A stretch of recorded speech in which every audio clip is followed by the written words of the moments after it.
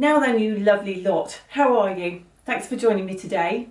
We're going to keep this short and sharp because I've got cakes in the oven and I've got a pack because I am on my way up to the Festival of Quilts later today.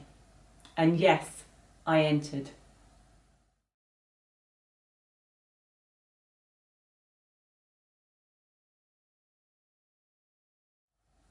Hello, my name's Emma and this is the 10-Minute Quilter. Thanks for coming along today and joining me, really appreciate it. It's nice to see you. I am going to keep it short and sharp today because, like I say, I've got a list of things to do, and I want to get this done before I leave so that I can get it uploaded and scheduled to come out on Friday evening as per usual. So yes, I entered the Festival of Quilts. Now, I'm one of these people that at the beginning of the year I set myself some little challenges just for the fun of it. And this year I decided that I was going to enter the festival again. I have done it a couple of years ago, and I will put a video up to my previous entry. And so at the beginning of the year I decided I was going to do it, and yeah, I sort of might have dithered and left it right until the last minute, so that on the actual day for the deadline for applying, I think about tea time, about 5 o'clock that evening, I actually decided that I was going to do it. And so bearing in mind that the quilt wasn't actually made at this point, so you fill out an application form, and I basically made up a quilt that I was entering. Who does that? Me, obviously. So back in February I released a video, and you can go back and we'll put a link to it at the end of this one, and we're very much doing in the style of various quilters in my classes this year. And back in February we did in the style of Gwen Marston, and I decided that I was going to use the little blocks that I'd made during those classes, and this was going to be the basis of my quilt. So I made up a quilt size, because you have to put a quilt size. I made up a statement to go on it and submitted it. And then that was, I think it was something like the Wednesday. I forgot about it for about a week, and then I realised that because I'd said I was going to post it, that I then had 10 days to actually make the quilt and get it quilted and get it posted up to them for the deadline date. Okay, so I had the blocks that I had made. I had used solids. It was an exercise in using scrap fabric. Made no dent in my scraps whatsoever, but it was all solids, and I had some pieces, and I basically had a rough idea of where I was going with it, but it went up on the design wall, and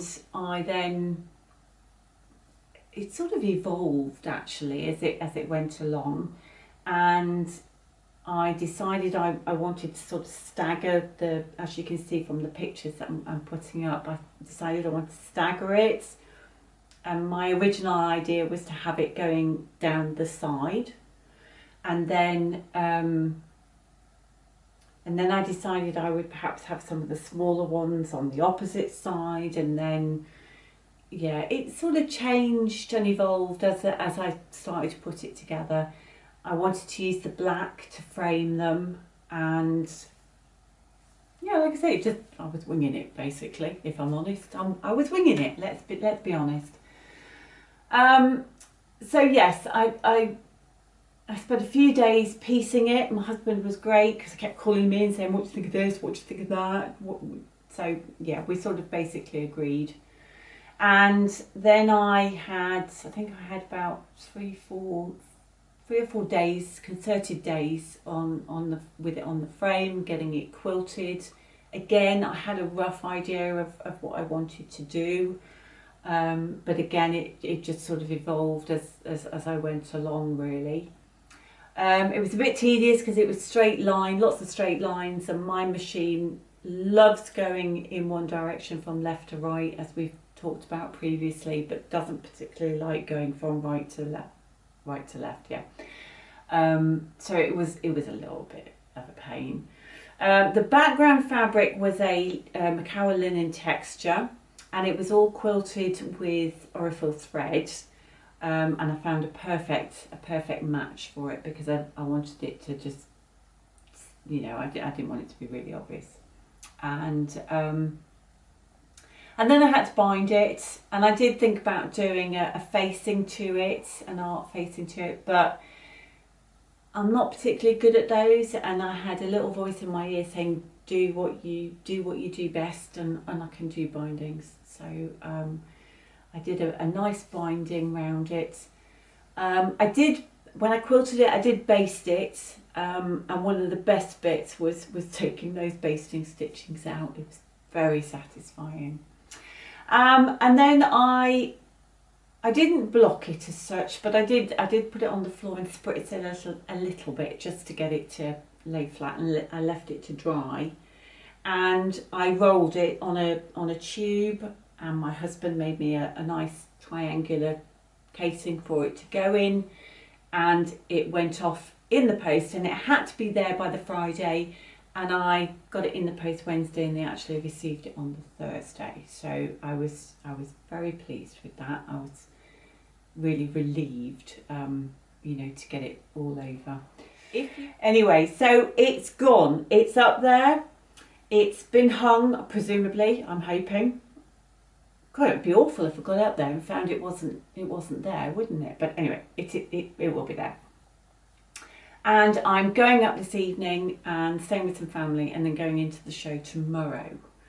Now, I thought it would be very interesting to get a little bit of a behind the scenes viewpoint. So I'm going to insert a little bit here with cousin Tracy, and I hope you find it interesting and enjoy watching it.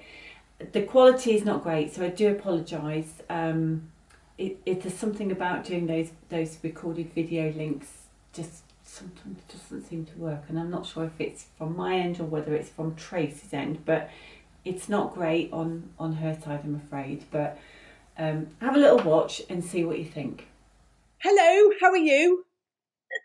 I'm fine. So nice to see you. That we've got a bit of a lag going on, so you do keep breaking out for me, but there we go. So I just thought it would be really interesting to get you on and have a little chat. So Tracy is a digital designer and also a long arm teacher, and she also happens to be my cousin, by the way, as well. So if anybody hasn't come across us before, we have history. We've got history, because we did a podcast together called Curly Seams, so you can go and check us out if you like. And we haven't done this for a long time, have we? So it's a little bit strange. But thanks ever so much for joining me today. I'm really glad that you could make it. All right.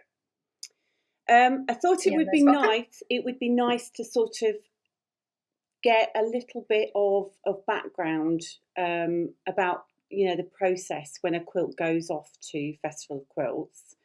But just to let everybody know a little bit about how you came to being a quilt judge.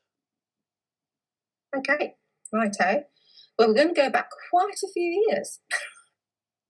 So I qualified as a quilt judge through the Quilters Guild of the British Isles in 2008. So that's going back some years, isn't it now? It is, yeah. And I've been on the judging pool on and off for a number of years. So it's quite a big pool. We've got a lot of judges, actually. So the rotation is probably every 2 to 3 years, so something like that. So I've been up to Fest quite a few years, but I haven't been since COVID.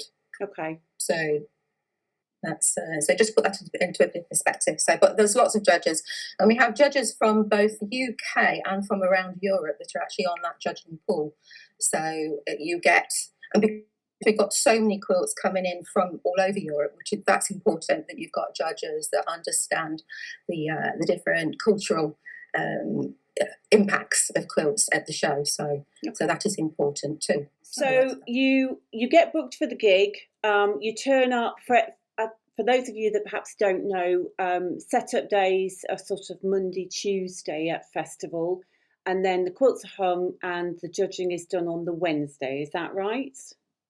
Yes, that's right. Yeah. So the whole judging process starts way back in the previous December/January timeframe, when you will be contracted to judge at the festival. Yeah. So you will receive an invitation to be a judge, and at that time they will probably indicate to you which section they would like you to judge. Okay, so I was going to ask you. I was going to ask you that, whether you knew which category you were going to be judging on the day. Yeah. Generally speaking, you have an idea. It may not be nailed down, but they'll give you a good indication. Okay.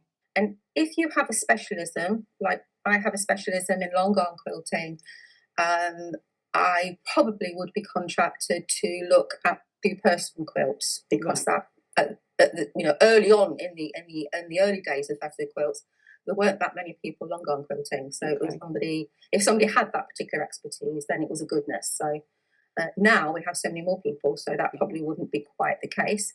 But yeah, if you have a particular area that you like to practice that type of quilting, then that would be something that they would ask you to look at possibly.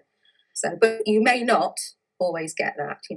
Sometimes you get sections that you're not so au fait with, and you have to make sure that you're up to date with it and do a little bit of research possibly and understand what's what in that particular area. But that's all part and parcel of the judging process. So you must keep up to date with current trends and what's going off and who's who in the market, kind of, so to speak, what patterns are available, so that you can identify original works from works that have come from patterns, for example. That's important part of it. But come week of the show, then on the Monday, Tuesday, as you said, the quilts will be hung at the show. And the Festival of Quilts in the UK is slightly different to some other shows in so much that the judging is done in situ. So the quilts are hung and you judge them in the situation that they have been placed. Okay. So, which is quite important, because lighting can affect what a quilt looks like. The way the quilt actually hangs can affect how you judge that as well. So, and those things are not necessarily in the control. Well, they're not in the control of the person submitting the quilt, for sure, and that's not in the control of the judges. So you have to you basically judge what you see in front of you. Okay. So that is important to understand too. So on the day of the show, it's all very exciting. It's very exciting. On the Wednesday before the show. So on the day of judging. So all the judges will meet for a breakfast meeting. So we get a briefing session.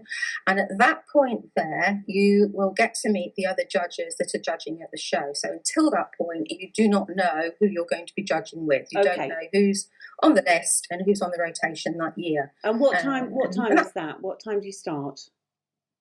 It's a long day, so you're going to be starting sort of like 7:45 in the morning. Yeah, okay. And you'll go right through until after 6 o'clock quite often. Okay, then. So it depends on the number of quilts. But 8 o'clock in the morning you'll meet. You'll get to meet your fellow judges, and you'll also, most importantly, get to meet the 2 other people that you will be judging in your particular section with, because each section has 3 judges, has at least 3 judges per section. Okay. Sometimes I think it can be more as well. So yes, you get to meet those, and you may know them, may not know them. So which is fun. That's fun too. You then decide how you're going to go about the judging process. So in your particular section, let's say you have 100 quilts in your particular section, each of those quilts will be judged independently by each of the judges. So there will be 300 reviews made or critiques made of those quilts. So each judge having judged each 100, so 300 in total, if you're with me. But you can decide whether you want to walk the floor together, or whether you want to go on your own and then come back together, or whether you want one person wants to walk the floor on their own and the other two want to join walk together. Okay. But whether you're judging at the same time or not doesn't make any difference. You will still have 3 independent judging forms submitted. Okay. So whilst you are walking your particular area, you're going to be helped by either 1 or 2 quilt angels. Yeah. And they'll be there to help. They'll have white gloves on, and you'll be wearing white gloves as a judge as well. But the angel will be able to pull the quilt back so you can see the back of the quilt if you want to. Mm-hmm. They'll also have access to the show guide, which will tell you that it will tell the quilt angel a little bit more about the quilt. Okay. Judges are not allowed to see that. We don't know who that quilt has been made by. In fact, when you submit your quilt, you submit and you the number. So your entry number. Yeah. And then you have to put a label over your label on the back of the quilt. So the judges don't know. It's anonymous. So we don't know who submitted those quilts. You have to hide your name on the back. You probably have to do that, I would have thought. And if that's not being done, then there'll be a piece of paper actually stuck on the back so we can't see. Yeah. So I think your label is the thing that covers the your details. But we may want to know a little bit more about the quilt. So say, for example, we're not quite sure of a technique that's been used, or we want to understand the inspiration behind the quilt, then we can ask the quilt angel to read out the artist's statement. Okay. So we have a better indication of what those kind of answers we're looking for.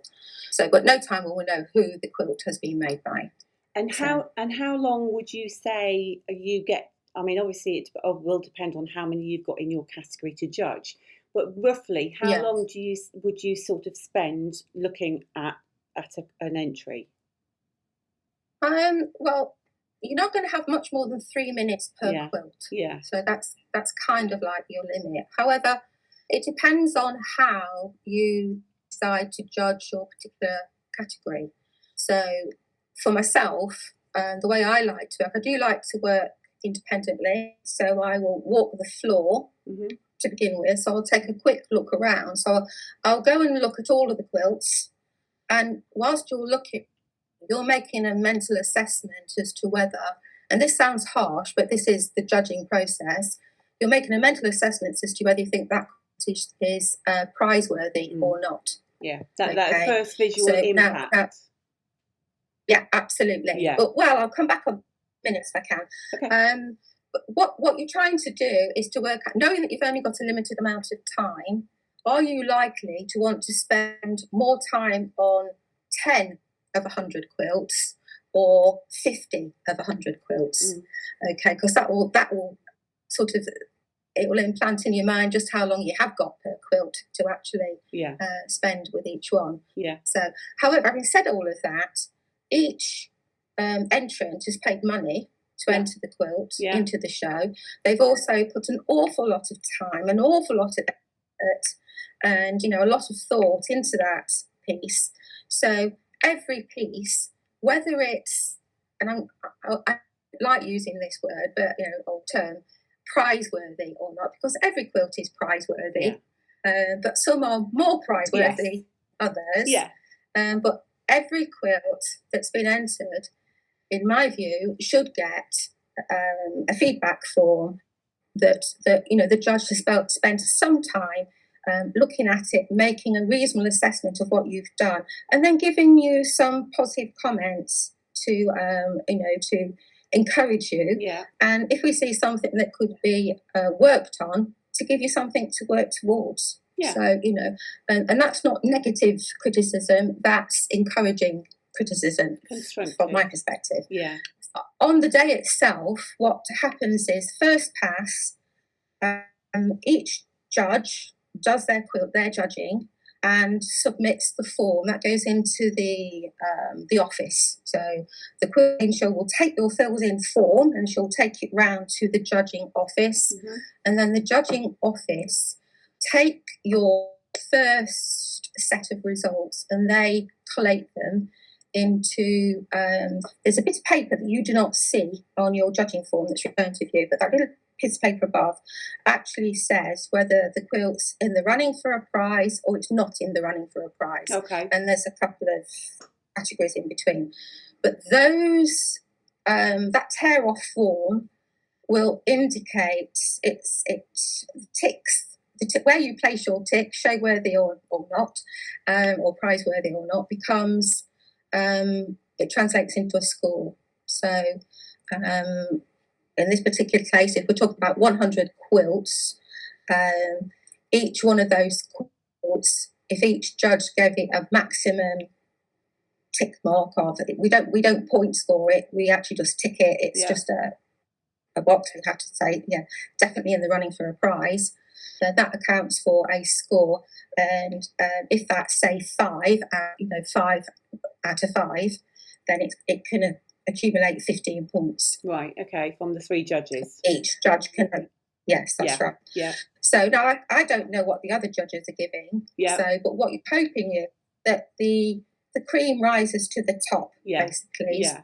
So that each judge, as they're judging the quilts, will come to the same conclusion pretty much that you do. Yeah. That, this 10 out of the 100 quilts are prize-worthy. Yes. And that will show in the results that come through.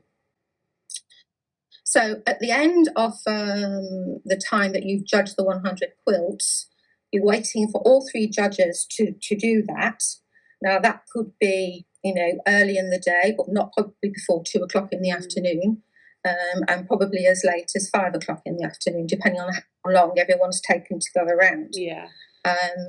But once that's done, then all of those results have gone into the office, and then the office will come back out with a list of, from that 100 quilts, 55, 72, 94 and 100 have all got 15 points. Okay. For example. Yeah.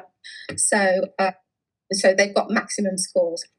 They might not do, but that's the most they could achieve. Yeah. And then what you have to do as a group of judges, then you have to come together as a group of judges and you have to agree between you how you're going to place those quilts. Yep.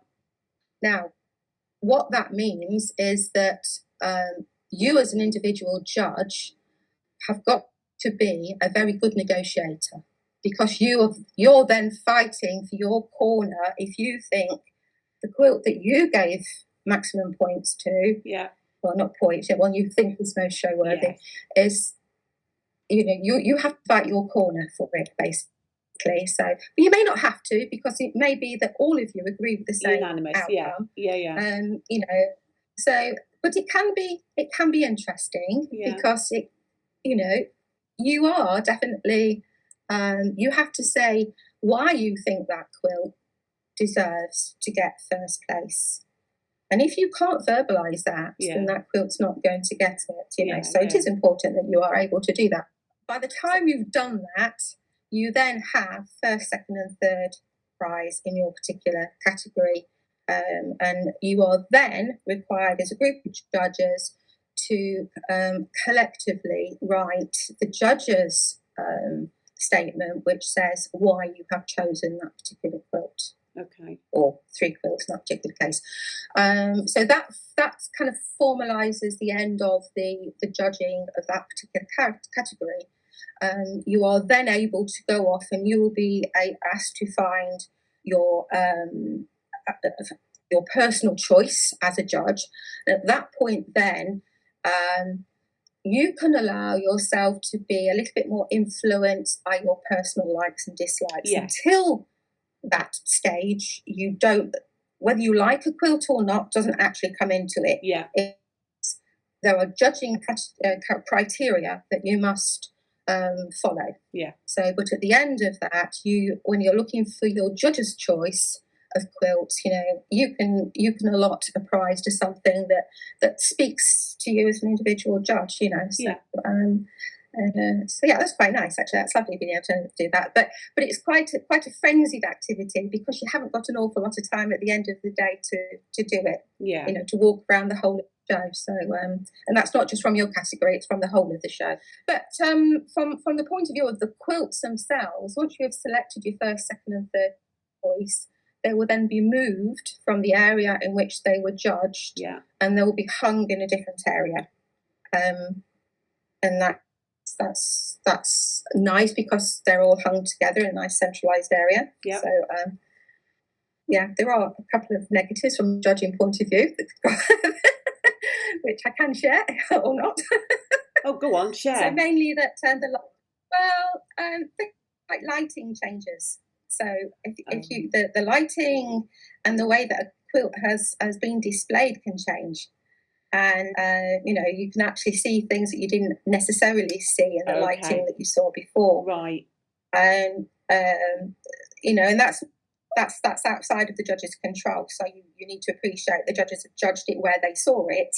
And if it goes into a different area where the lighting is different, then that's not something that we can kind of affected. That's really interesting. That you have to be quite thick-skinned as a judge because you'll get an awful lot of commentary back. Yeah, saying, I can imagine. Why did you choose that? You know, that's you know. So what as you know, as a quilt judge, what are the sort of things that you immediately look for when you're judging a quilt? Well, essentially, a quilt is broken down. It's very much like art, judging traditional art on a wall, which is why they're hung and judged in situ. So we judge them as a piece of art, and that's certainly how I was taught to judge. So what you're looking for, in the main, there are three main categories, I suppose, that you're looking for, and that's originality, and that scores very highly. How original is this quilt? And the impact that quilt has, so the emotional connection that you have with that quilt. Yeah.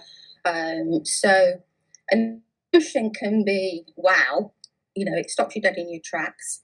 That's an amazing quilt, or it can be that's a very interesting quilt. I'm not really sure what that's about, or it could be a subject matter you find slightly distasteful. Right.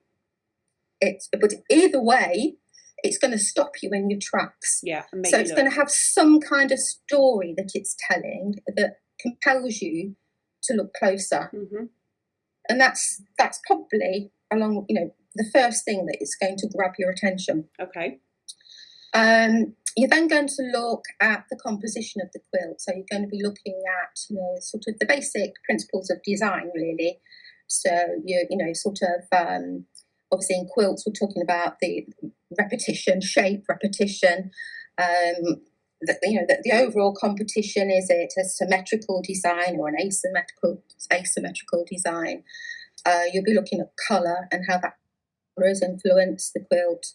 So have the colours, you know, if it's warm colours, is it suggesting heat or emotion, you know, sort of love, passion, whatever? Or if it's cool, is it suggesting kind of a winter themed quilt, or sort of, you know, something dispassionate, something like that, you know? So you're looking at it from the basic elements of design, and then so originality, composition, and then the last thing probably you're looking at is a technique. Okay. So technique and the quilting term, the workmanship. Yeah. So how has that quilt been made? You know, do the points match? Does the quilting suit the actual overall composition? Are the edges nice and tidy? Are they square? Are the corners square if they're supposed to be square? You know, sort of the basic rules of quilt making. Okay. So they're the three main elements, but on the judging form, they're going to be broken down into, I think it's probably 10 different elements. So you get a score for each of those, but essentially it's broken down into those three areas. Okay. And each one should really attract an equal score. I suppose each section should, however, I think it's originality, probably. Yeah. Originality and impact are the two things that are really going to pull a a judge's critical eye. Yeah, okay. That makes sense. Yeah. And have you seen, or in your experience, were there any sort of common mistakes or surprises that you've come across? I know, and I say this because I entered one a couple of years ago and sent it off, and it hung, and it was only when I looked at it closely, when I was at the festival, that I noticed I'd left a big long line of basting stitches right the way across the width of the quilt. So are there sort of any sort of common mistakes that you see happening, you know, when you... Yeah. I think first and foremost, the most common mistake is it's been entered in the wrong category. Okay, yeah. Okay, so that's something that I would always recommend to anyone who's looking to enter a quilt is you must familiarise yourself with the actual competition and find out where you think your quilt will be best placed. Yeah. Because if you enter a traditional quilt in a pictorial section or a 3D section, for example, then it's going to be completely wrong category. So you're not going to get it be the best quilt in the world, but it's not going to get judged correctly, you know, because it's in the wrong category. Yeah. So you'll still get critique back from all of the judges, but it won't be eligible for placing. So do check the competition rules. That's number one. Then from sort of basic mistakes, presentation counts for a lot. Mm-hmm. So the very last thing you must do before you wrap it up to send off is, you know, make sure that it's clean. Make sure clean means there are no hanging threads, there's no loose threads, there's no safety pins left in, there's no pins left in. Yeah.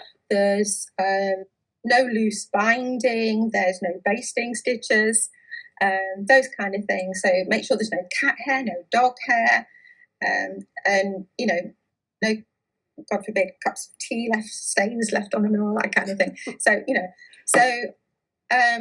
those are the very basic things that you can check for. But other things that you can also benefit by doing is learning how to block the quilt. Okay. So blocking counts for a huge amount of kudos with judging, because it's going to hang beautifully. So if you don't know how to block a quilt, then maybe that's a subject for another video. Another video for sure, yeah. But it's one of those things that a lot of people don't like to do because it does involve fully wetting your quilt, and it's like, I'm not sure if I actually want to do it. It's not hard, and it's not that scary if you know how to do it. But what it will do, it will allow all of your pieces to settle nicely.